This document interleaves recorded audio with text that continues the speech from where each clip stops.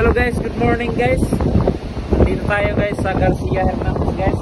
Galing tayo sa Quilaran City. Galing pala tayo sa Panglao International Airport kasi pinatid natin yung asawa natin, babalik na Manila. So hindi na siya makasama sa pagbalik natin sa Manila na magmotor. So ngayon guys, ngayon din sana yung balik ko papuntang Ubay. Negative tayo guys kasi ang panahon ngayon sa Bohol, grabe yung panahon, parang may bagyo. Pakita ko sa inyo yung mga alon yan guys.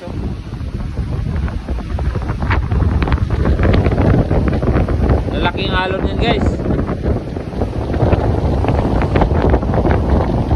Ayan.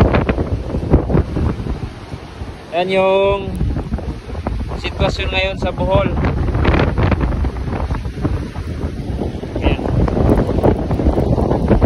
So ayun guys, negative na tayo ngayon guys.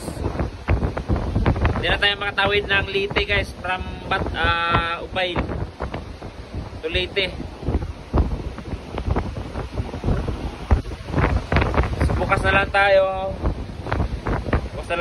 alis guys. So kakain muna tayo guys kasi nagbaon rin ako kasi ito na yung preparation ko guys eh. Kain muna tayo guys. Ito